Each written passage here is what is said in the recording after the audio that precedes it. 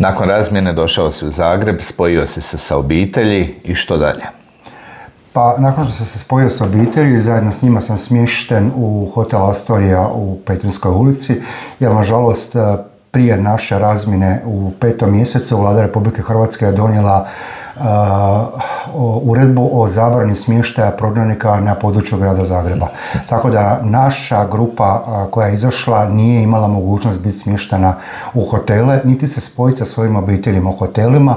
Mogli smo biti, ali recimo to tako na crno. Znači nismo mogli dobiti sobu. Tako da je većina naših dečki nakon te razmjene bila prisiljena otići u pravcu mora ili ako su imali neku obitelj, familiju koja je imala nekakav stan pa se kod njih. Ja sam nažalost bio kod moje obitelji, kod moje majke koja je bila smještena u hotelu Astoria, spao sam na podu jer nije bilo kreveta. Krevet je bio za nju i sestru, to je bila jednokrevetna soba. Tako da sam ja spao na podu, ali meni to stvarno nije bilo bitno. Meni je bilo bitno da sam se ja spojio s mojom obitelji. S obzirom na sve što sam prije toga došao, ovo je za mene stvarno bio hotel 5. kategorije. Uglavnom, uslijedili su oni liječnički pregledi, oni najosnovniji, vađenje dokumentacije, s obzirom da nisam imao nikakvu dokumentaciju kao ni niko od nas, ponovo vraćanje u tu nekakvu normalnu, ako se to može tako nazvati. Imaš 19 godina i imaš koliko kila? Tad sam, kad sam razmijenjen, imao 42 kile. Znači bio sam mršav. Sjećam se, brat me odveo, pošto nisam imao ništa od garderobe. Moj brat koji je tada bio u 5. gardijskoj brigadi, odnosno tad u 204. kasnije u 5. gardijskoj brigadi, odveo me u Tkalčićevu ulicu da me obuče. Nažalost, nije bilo ništa što bi meni moglo pasati, odnosno našli smo nešto malo, ali to sam sve morao sa remenjem vezati, to sam bio izuzetno mršav.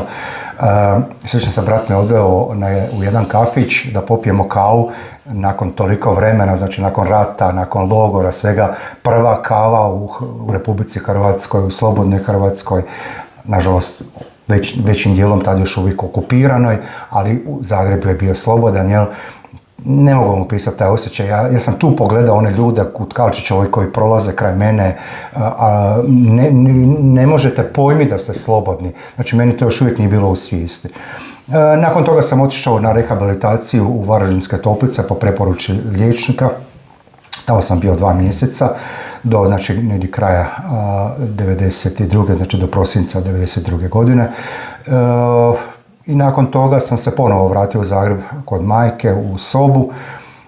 Bio sam na takozvanom bolovanju ili skrbi u Hrvatskoj vojsci i jednom prilikom jedan od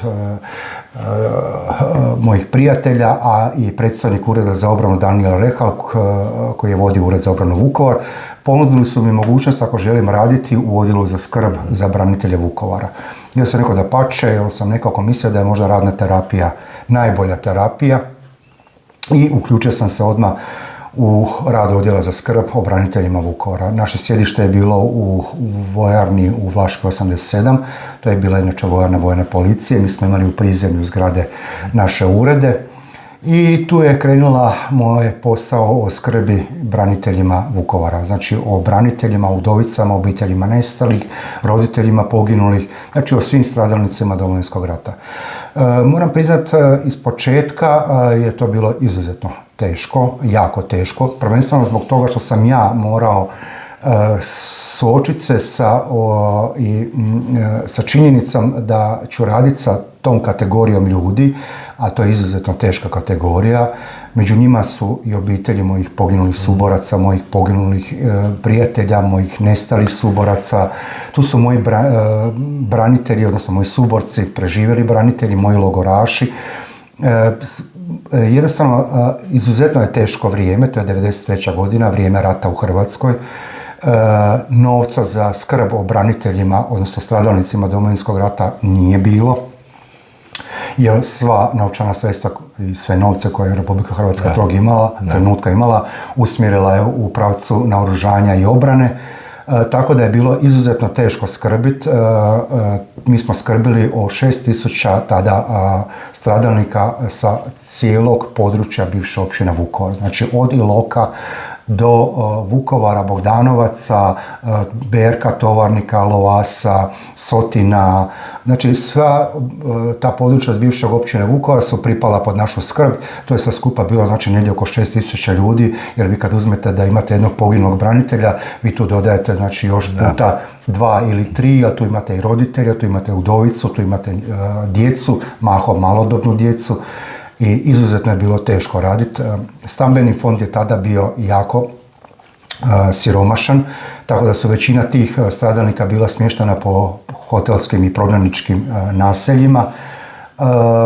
Kad vam te udovice dolaze iz jedne prognaničke sobice, već sama, jadna, nesretna, ne zna gdje su kosti njenog muža, da li će ga ikad naći, supruga nestalog ne zna gdje je njen suprug, da li je živ, nije živ. Jako teško vrijeme, malo je novca, svima njima trebate pomoć, a ono što je u cijeloj toj priči bilo najbitnije, svakog od njih trebate saslušati. Jer oni u vama vide osobu koja im treba pomoć, osobu kod koje su došli po pomoć i osobu od koje očekuju pomoć kad napuste vašu kancelariju. To je bilo jako teško. Nas 12 je radilo na 6.000 njih stradalnika i svih 12 mojih kolega i kolegica su bili sami stradalnici Domovinskog rata. Znači tu je bio pokojni Mijo Mrgan, koji je bio ratni vojni invalid i logoraš, Marin Živaljić, Ružica Mijatović udovica, Mirjana Radnić udovica, Adela Novak, supruga zatočenog i nestalog branitelja, Ana Babijaš udovica, Vlatko Gemeri, ratni vojni invalid, također logoraš, Brigita Đitko, mislim, evo, Miroslav Čolaković iz Bogdanovaca, ispričavam se, evo sad ako sam u ovom trenutku nekog ispustio, ali znači nas 12 je brinulo o 6.000 stradalnika Domovinskog rata. Znači, izuzetno teško. Mi smo morali znači, brinuti se i o udžbenicima za djecu branitelja, upisima na fakultete, pomoć im kod smještaja, kod spajanja obitelji, međusobnog spajanja, jer negdje je supruga završila u hotelu recimo Laguna, a roditelji su završili recimo u hotelu Internacional, pa smo ih išli nekako spajati da budu zajedno zbog unuka, zbog unučadi. Jako teško vrijeme, ali dali smo sve od sebe da im pomognemo, da učinimo sve što je bilo u našoj moći, da im olakšamo taj prognanički život, jer oni su bili dupli stradalnici. Znači, osim što su bili stradalnici Domovinskog rata, oni su bili ujedno i prognanici i to je bio za njih izuzetno težak život kao i za nas same. Međutim, evo, dali smo sve od sebe.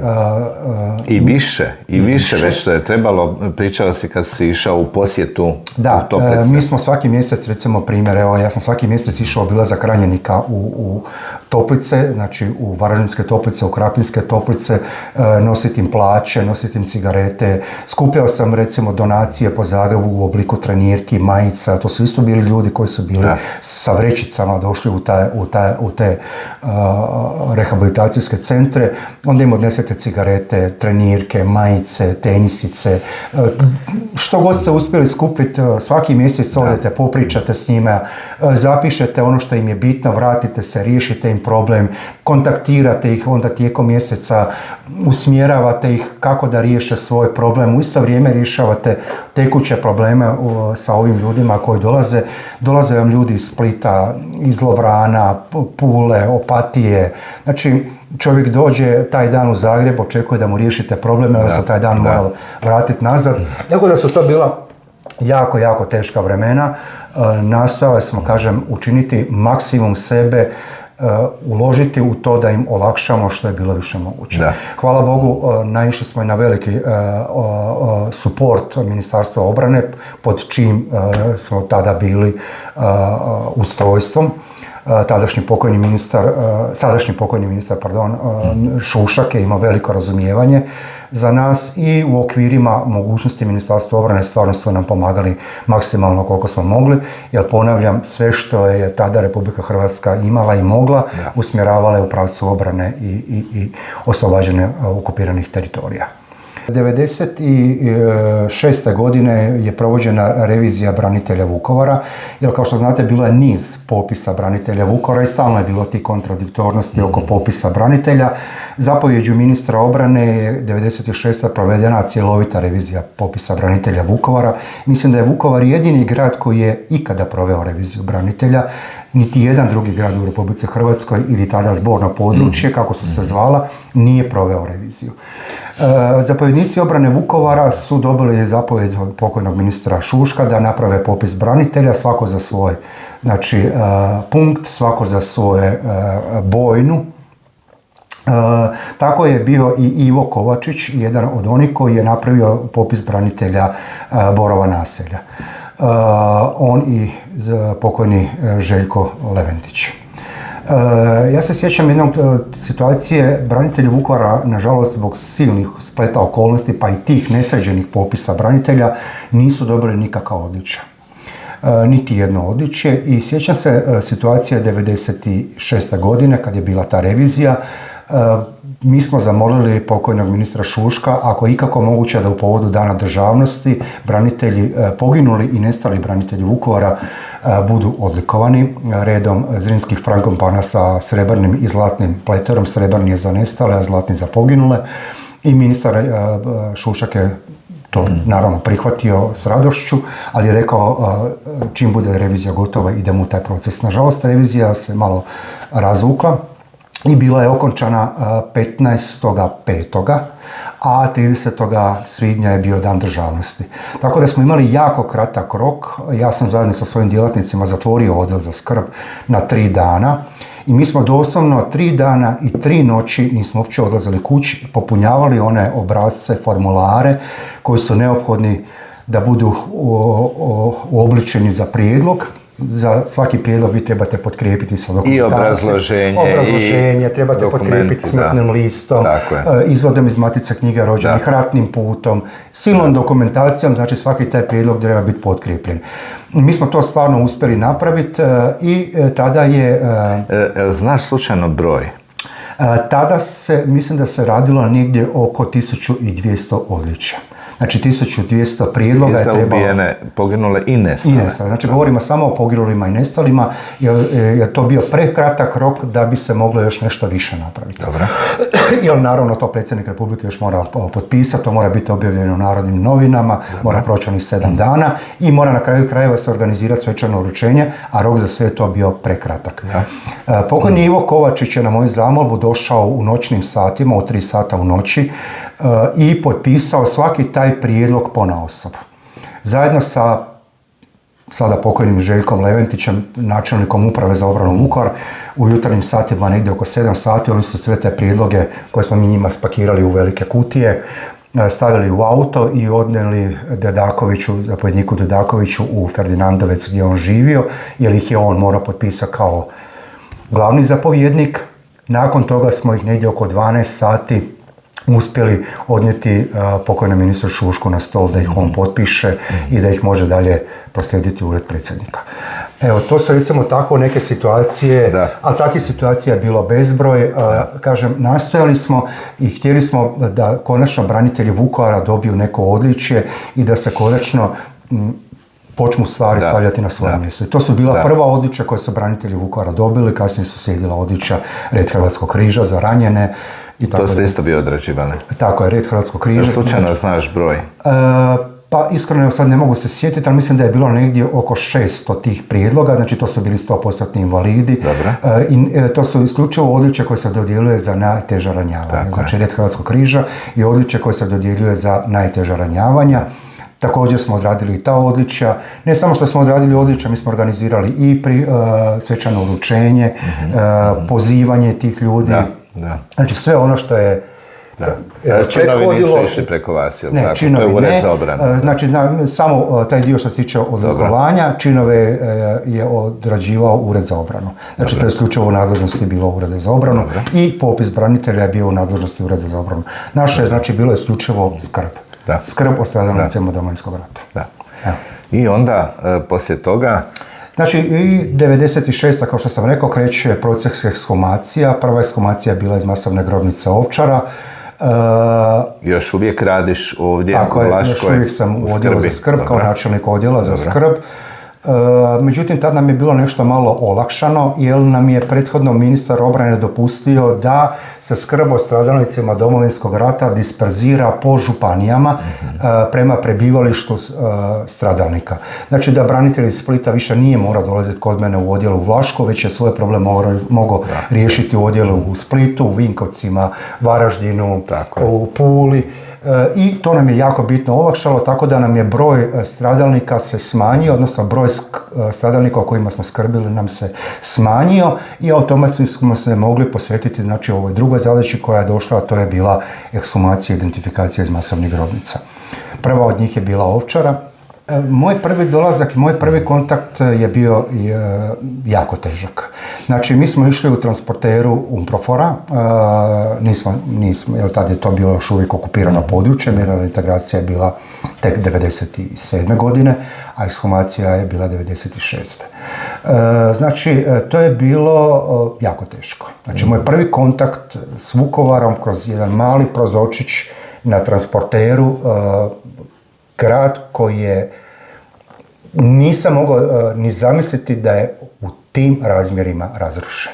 Znači, ja nisam vidio kako je prošla Mitnica, Sajmište, kompletan grad. Ja sam znao za onaj moj dio gdje sam ja bio, ali kad sam kroz prozorčić transportera vidio na što grad liči, onda sam vidio kolika je razmjer razaranja. I to 5 godina nakon okupacije, znači, ništa apsolutno se ništa nije dogodilo. Znači, ulice su bile malo samo raskrčene, to je samo bilo maknuto sa prometnica. Živjeli su ko štakori. Oni su živjeli doslovno, znači smeća je bilo na sve strane, to je bilo zaraslo u korov, to je bilo nešto strahovito. Imate osjećaj kada ste ušli u Černobil. U Černobil, znači grad koji je zapušten desetljećima, tu i tamo ste vidjeli nekakvog starca, staricu, nekog na biciklu, nekakav traktor koji prođe. I dolazak na Ovčaru je nešto što je mene sablaznilo. Mislim, ja sam čuo za te nekakve priče o Ovčari, imali smo već nekakve informacije o tome, nismo smjeli o tome pričati ništa, to su bile strogo povjerljive stvari u tom trenutku, da stradalnici Domovinskog rata ne bi dodatno izazvali nekakve nepotrebne emocije, znači sve se odvijalo dosta u velu tajnosti. Dolazak na Ovčaru je za mene bio nešto strahovito. Znači, to je bio moj prvi susret sa masovnom grobnicom. Nisam mogao pojmiti da je tako nešto moguće, da se uopće tako nešto dogodilo. Znači, ja sam, kao i svi branitelji Vukovara, kao i svi stradalnici, do tog trenutka sam mislio da su ti ljudi negdje živi, u nekom logoru, negdje u Srbiji. Međutim, taj trenutak je bila spoznaja da, nažalost, tome ipak nije tako. Uslijedila je ekshumacija, tijela su prevežena na Zavod za sudsku medicinu u Zagreb, tu se onda putem DNK metode odvijala identifikacija. Dobar dio ekshumiranih iz masovne grobnice Ovčara se mogao identificirati zbog nekih dokumenata koji su pronađeni kod njih, specifičnosti nekih, jer tijela nisu bila u potpunom onom raspadu, s obzirom da je to glinovito tlo, spriječilo je prodor kisika i kompletno raspadanje, tako da se određeni dio identifikacije odvio i putem prepoznavanja predmeta. Prve identifikacije su meni bile strahovito teške, jer je trebalo svakoj toj obitelji doći na vrata, nakon što primimo obavijest zavoda, doći na vrata, pokucati i izvijestiti ih da sutra trebaju doći na Zavod za sudsku medicinu i prepoznati svoga supruga, sina, oca.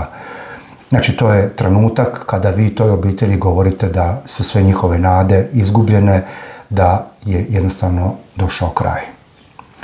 To je jako teško.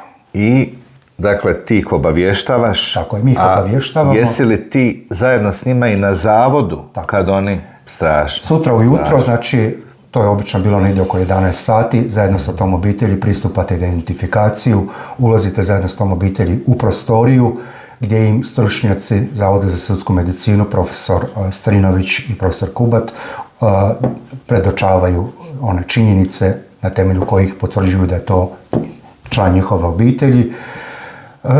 Ne mogu vam ni opisati koji su to šokovi za obitelj, tu ste prisutni i vi morate biti stabilni, morate biti oslonac i potpora toj obitelji, morate im pružiti maksimalni suport u tome svemu. Nakon toga odlazite s njima u jednu susjednu kancelariju gdje s njima dogovarate one detalje oko pokopa, slušate njihove želje oko tog samog pokopa, izvješćujete ih kakav je vojni protokol, ono znači što ćete vi odraditi za njih. Odlazite s njima u Radićevu 9, tada pogrebno poduzeće Radićevu 9, gdje se štampaju osmrtnice, prisutni ste s njima, da pomažete im da taj dio odrade. Odlazimo u Večernji list preko puta na Cvjetni trg, tamo daju obavijest o smrti i nakon toga ta obitelj odlazi kući. Međutim, vaš dio posla tu ne završava, vi se vraćate u ured, morate znači odraditi onaj dio oko kompletne organizacije pokopa, izvijestiti grobno mjesto. Znači osigurati grobno mjesto, nazvati upravu groblja Mirogoj, dogovoriti termin, dogovoriti s vojskom počasti, izvijestiti medije o priopćenjem, izvijestiti sve udruge Domovinskog rata da će se tad i tad pokopati taj i taj. Znači, organizirati sve to što je potrebno, a između ostaloga moja uloga kao načelnika odjela je bila da dođem onda na svaki taj pokop, gore proveden kompletan protokol od početka do kraja i između ostalih da održim govor. Da svakom pokojniku održim govor, pa ću samo reći za činjenicu da je kad sam odlazio iz ministarstva, kad sam napuštao Ministarstvo branitelja kasnije, u mom registratoru je bilo 1260 pročitanih govora. Znači, toliko puta sam stao pred ljes i održao govor. To je jednostavno, ne govorim to zbog sebe. Mnogi me pitaju zašto. U protokolu Ministarstva obrane nije bila naredba da moram. Međutim, ja sam smatrao da je moja dužnost, da je moja obaveza oprostiti se s nekoliko riječi od svakog od njih, uputiti u riječ utjehe svakoj toj obitelji, zajedno sa našim fratrima, vukovarskim fratrima Branimirom i Ante, tako je, koji su sve te pokope odradili zajedno sa mnom. Ja sam smatrao da je to moja dužnost. Smatrao sam da je to nešto najmanje što mogu učiniti za svakog od njih, jer sam ja, za razliku od njih, imao tu sreću i tu Božju volju da sam živ. Tako da, evo, to je bila moja uloga i moja zadaća koju sam dao i na koju sam izuzetno ponosan zajedno sa svojim djelatnicima, jer sve to ne bih mogao odraditi bez onih mojih 12 djelatnika koje sam spomenuo. Štovane obitelji, rodbino, suborci, prijatelji i svi prisutni. Okupili smo se danas kako bi odali počast našem Ivanu i našem Pavi. Nakon 5,5 godina duge neizvjesnosti, ovih dana u boli i tuzi opraštamo se od naših hrvatskih vitezova, od branitelja grada Vukovara, za kojima plaču i tuguju Vukovarci, ali plače i cijela Hrvatska. Božja volja, sudbina, ali i ruka mržnje htjela je da Ivan i Pavao zajedno s mnogim suborcima i ranjenicima Vukovarske bolnice tragično završe u masovnoj grobnici Ovčara. Svi oni dali su ono najvrednije i najsvetije, dali su svoj život za bolju budućnost svoje i naše Hrvatske. Domovina Hrvatska nikad neće zaboraviti onaj dio koji ste vi ugradili u obranu njezinog integriteta i suvereniteta u obrani grada Vukovara. Vaše obitelji mogu se ponositi s vama, ali i svi mi koji smo vas poznavali. Stoga vam danas, kada dijelimo tugu i bol s vašim najbližima, želimo još jednom iskazati svu zahvalnost za vaša djela, vašu dobrotu i prijateljstvo, kao i sve ono što ćemo pohraniti u riznice našeg sjećanja. Neka vam je vječna hvala i laka hrvatska gruda. Obitelji i svim ožalošćenima u ime Ministarstva obrane i Hrvatske vojske iskreno sućut. Bila je i ekshumacija grobnice na Novom Vukovarskom groblju. 900, koliko točno, koji broj? 938. Kako je bilo kad si tamo došao, kad si vidio još veću grobnicu, kad si vidio i onu, zapravo i dječicu koja su tamo ukopana? Da. Samo prije toga, između Vukovarskog groblja i Ovčare dogodilo se još nekoliko ekshumacija. To su ekshumacije u Berku, to su ekshumacije u Lovasu i ekshumacije u Tovarniku. Znači, sve te ekshumacije smo napravili između 96. i 98. godine i to su bili također, znači, identični postupci. To su bili masovni pokopi i u Lovasu i u Tovarniku. I nakon toga, 98. godine, dolazi trenutak kada stupa ekshumacija masovne grobnice. Nakon mirne reintegracije. Tako je, tad je već završila mirna reintegracija 97. 98. godine. U dogovoru sa Vladinim uredom za zatočene i nestale organizira se ekshumacija na Vukovarskom groblju, 938 žrtava iz 11 rovova. Znači, oni su bili pokopani u rovovima. U svakom rovu je bilo između 90 i 100 tijela. Ta ekshumacija se odvijala na temelju protokola koje smo mi preuzeli iz Beograda, bez koje jednostavno ne bi bilo moguće provesti ekshumaciju, identifikaciju. Ekshumaciju da, ali identifikaciju bi bilo puno teže. Jer ti protokoli su sadržavali ime, prezime, opis osobe, ulaz rane, izlaz rane, znači kako je ta osoba po njima preminula. Jel? To je vodio jedan tim stručnjaka iz Beograda, znači nakon okupacije Vukovara, sva tijela svih ubijenih po gradu Vukovaru oni su vadili ili skupljali, kako kažu, sanacijom terena i odvozili na Novo groblje, odnosno groblje u Vukovaru. Tamo su ih sve fotografirali, radili su za svakog od njih protokol, baš isključivo po pravilima struke, jer to su radili stručnjaci sa Vojnog medicinskog instituta u Beogradu i tijela su stavljali u crne veće i slagali u te rovove. Te protokole su oni predali hrvatskoj vladi u jednim pregovorima i ti protokoli su bili onda temelj za početak ekshumacije i identifikacije na Vukovarskom groblju. Znači, identifikacija je započela u travnju.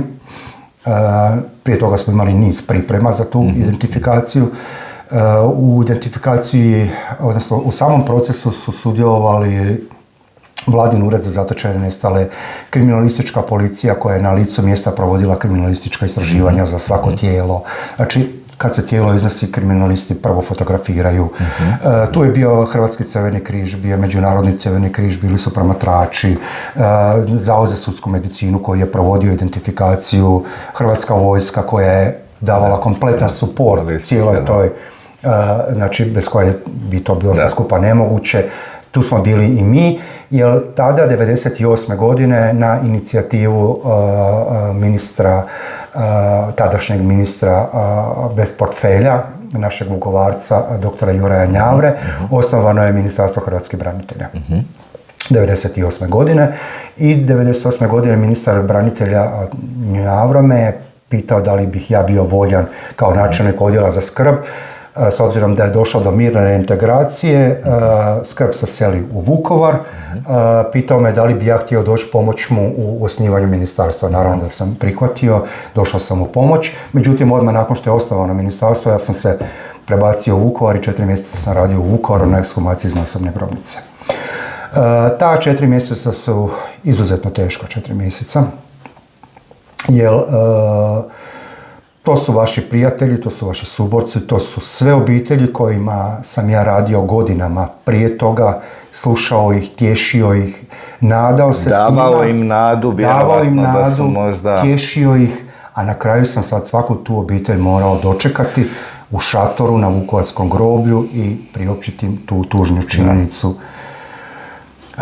Svakog dana su se, znači, pozivali oko 50 obitelji na identifikaciju i svaka obitelj je prvo išla u šator na prepoznavanje, nakon toga dolazila je kod nas u šator Ministarstva branitelja na dogovor za pokop, Ako su željeli pokop je bio već u subotu, to su bili oni masovni pokopi kad se pokapalo između 70 i 75 branitelja i civila. Ukoliko obitelj izrazila želju da se njihov pokojnik pokopa u Zagrebu, Splitu, Varaždinu, mi smo to onda dalje organizirali sa našim kolegama po tim županijama. Uglavnom tamo su znači na licu mjesta štampane i osmrtnice. Znači omogućili smo da obitelj na licu mjesta tako je, obavi sve. Dobili su i smrtni list na licu mjesta, tamo je bio i matični ured u jednom šatoru, dobili su osmrtnicu, 10-20 komada koliko god su htjeli da mogu polijepiti po mjestu gdje stanuju. I oni su nakon toga otišli, a mi smo sutra dočekivali sljedeću grupu i paralelno s time smo organizirali pokop za subotu. Znači, paralelno s procesom ekshumacije i identifikacije, organiziran je pokop. Tu je bio veliki doprinos gospođe Zdenke Raguž iz Vinkovaca, načelnica odjela za skrb u Vinkovcima i njenih djelatnika, Nenada Lučanina i svih kolegica koje su tamo bile, bez kojih to ne bi bilo moguće, i pomoćnika ministra branitelja Njavre, gospodina Darinka Mikulića, koji je bio njegov pomoćnik, koji je bio cijelo vrijeme zajedno s nama na Vukovarskom groblju. Subotom smo morali organizirati te masovne pokope, to je jedan strahoviti, težak posao.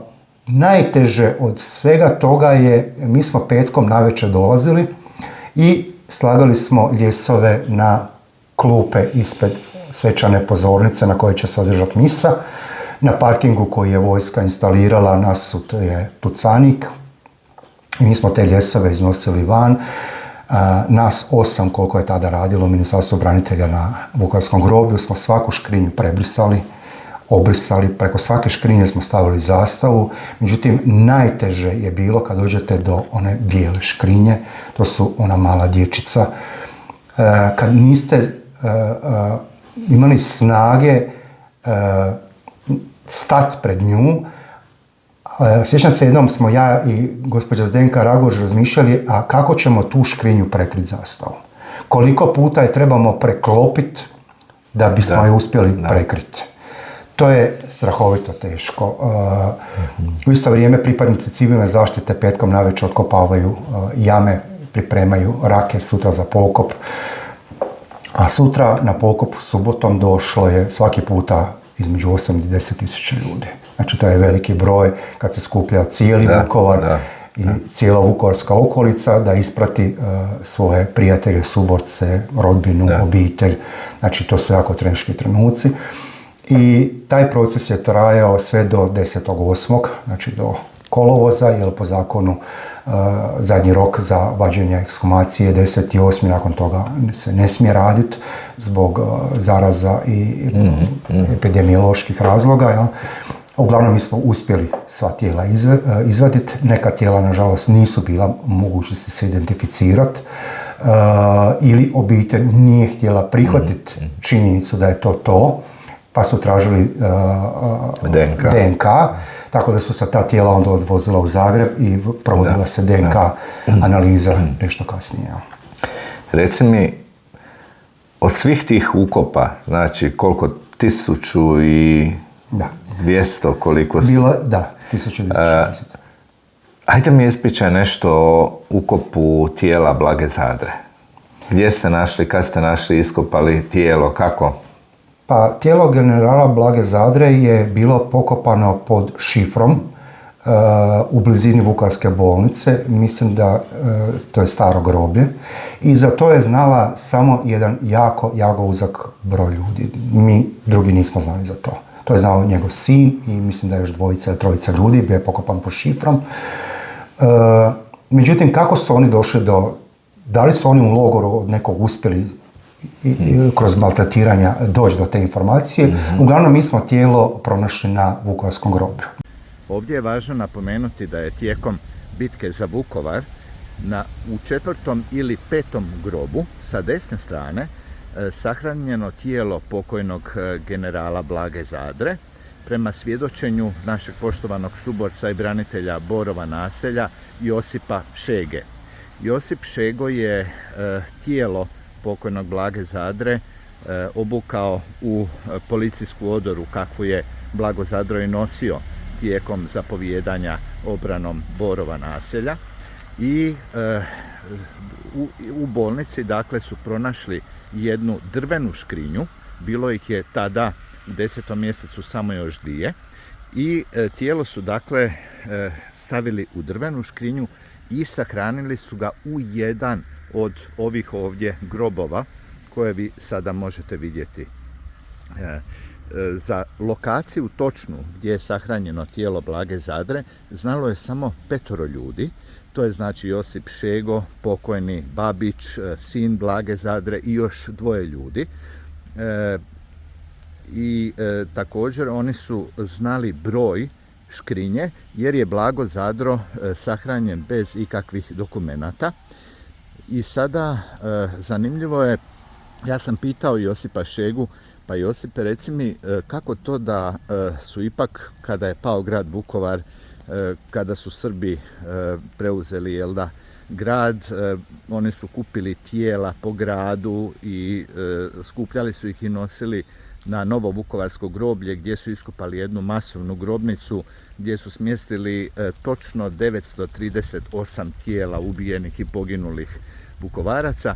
Kako to da je tijelo Blage Zadre isto završilo tamo u masovnoj grobnici?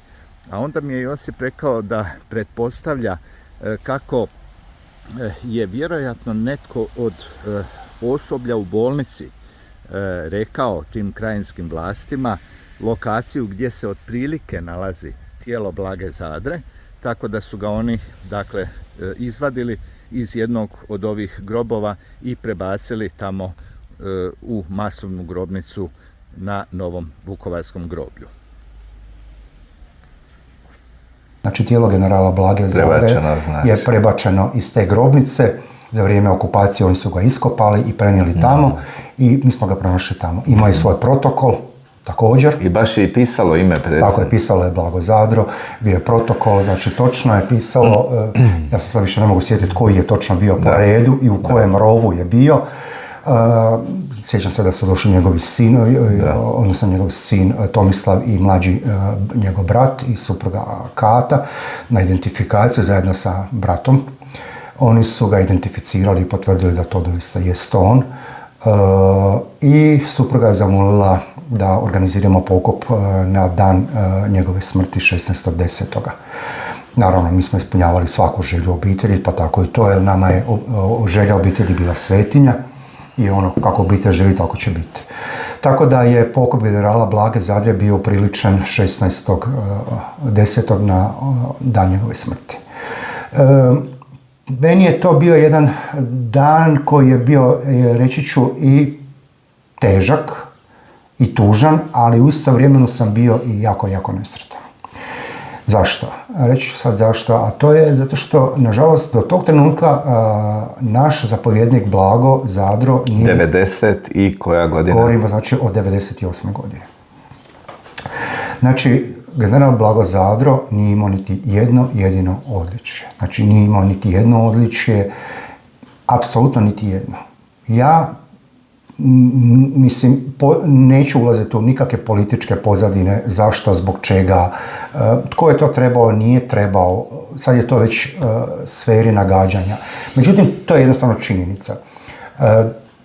Na dan pokopa iz Zagreba je došlo nekoliko kutija odlikovanja zajedno sa ukazima i naloženo nam je da upriličimo o dodjelu odličja pokojnog generala udovici Kati u gradskom poglavarstvu grada Vukovara. Znači, doslovno 2 sata prije početka pokopa gospođi Kati Zadro su uručena odlikovanja, da bi joj netom nakon toga ta ista odličja bila uzeta i po vozaču poslana na Vukovarsko groblje kako bi se mogla staviti ispred odra, jer to je bio direktan prenos Hrvatske radiotelevizije, pa bi bilo neprilično da ispred odra pokojnog generala na crvenom onome jastuku svečanom ne postoje odličja. Ja sam bio strašno nesretan zbog toga, ne mogu vam opisati koji je to osjećaj. To je vaš zapovjednik, to je čovjek od kojeg se opraštate, Napose zbog toga što sam ja generala Blagozada doživljavao čak kao vlastitog oca. Znači, taj čovjek meni kao tada klincu, 18-godišnjak, koji je bio otac. Ne samo što je bio zapovjednik, on je meni bio i otac. Ja sam ga tako doživljavao, a posebno sam volio njegovog pokojnog sina Roberta, s kojima sam bio jako dobar, s njime sam išao na treninge, na karate i tako. Uglavnom, bilo mi je izuzetno teško, a znate i sami da tad nismo znali ni za Robertovu sudbinu, Robert je pronađen puno kasnije, na Kupresu. Tako da mi je to bilo jako teško i taj pokop mi je bio izuzetno težak. Evo. Da li je time pravda, odnosno nepravda, ispravljena? Bojim se da nije, jer ta gorčina i ta činjenica je ostala meni i dan danas. Da li to neki znaju ili ne znaju, ne znam, ali evo, to je nešto što je činjenica. Onda si radio još neko vrijeme, znači, u Ministarstvu branitelja. Ministar je bio pokojni Juraj Njavro. Tako je. Znači, ja sam nastavio nakon toga raditi u Ministarstvu branitelja. Radio sam kao načelnik odjela za pogrebnu skrb i ekshumacije. Znači, moja zadaća je bila i dalje proces ekshumacije i identifikacija. Tako da sam jednostavno sudjelovao u ekshumacijama žrtava u Škabrnji 99. godine, znači 99. godine, s time da sam osim toga bio zadužen i za kompletno uređenje memorijalnog groblja u Vukovaru. Znači, na meni je bio cijeli proces provođenja svih javnih natječaja, uvođenja u posao svih izvođača, nadzor nad izvođenjem radova, zajedno sa gospođom Zdenkom Raguš i sa gospodinom Darinkom Mikulićem. Znači, bio je i taj dio i između ostalog dobio sam zadaću da napišem zakon o obilježavanju mjesta masovnih grobnica.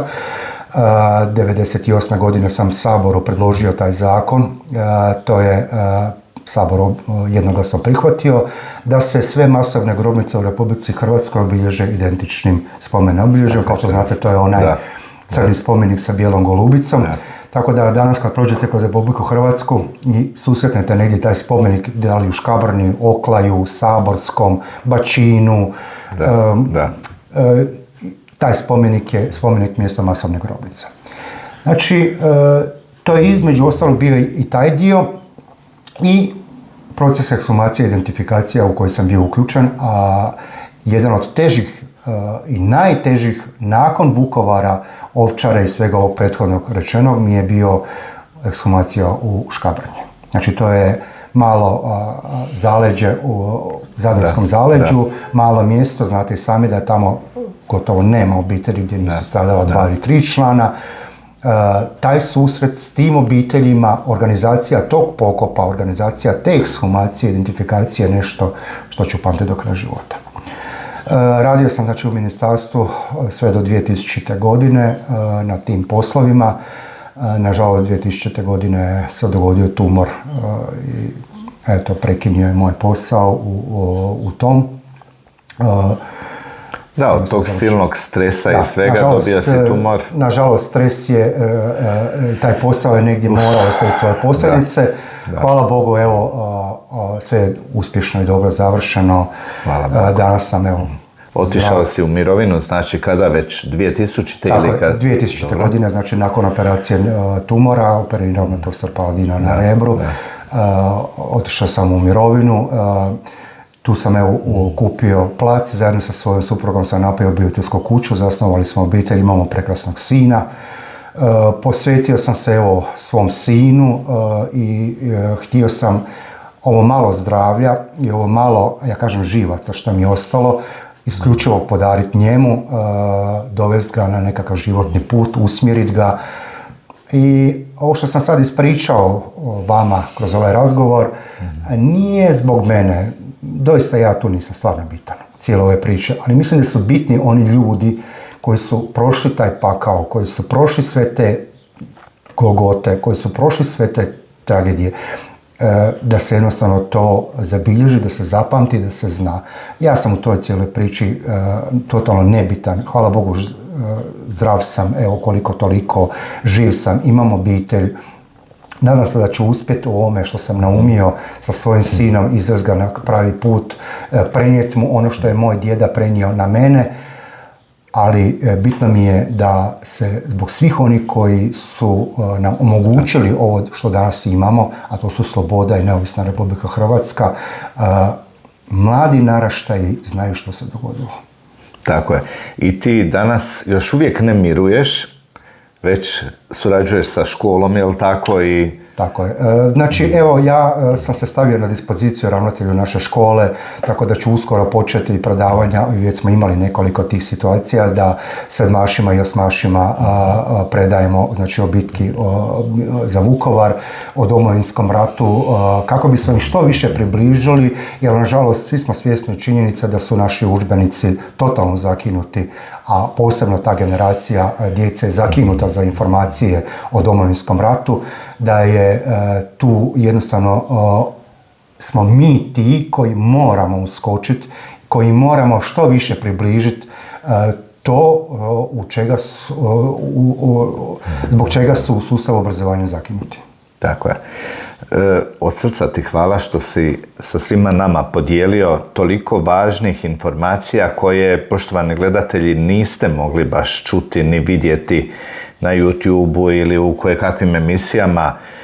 Iskreno, istinito, Zlatko je govorio o onome što je on vidio i o onome što je on prošao, a također su nam posebno vrijedne ove informacije i o sahrani pokojnog Blage Zadre i o tome što je Zlatko godinama skrbio o tolikom broju naših udovica, branitelja, obitelji nestalih, ubijenih i tako dalje. Hvala ti od srca, Zlatko, na svemu što si zaista napravio za sve nas. Ja sam bio jedan od tih koji je jedno kratko vrijeme bio na skrbi i od srca ti hvala i na ovoj emisiji i vjerujem, posebno vi mladi, da ćete poslušati ova svjedočanstva i da će nešto ostati i u vašem srcu, jer ovaj tada 18-godišnjak odlučio je dati svoj mladi život za ovu našu voljenu domovinu u kojoj danas živimo.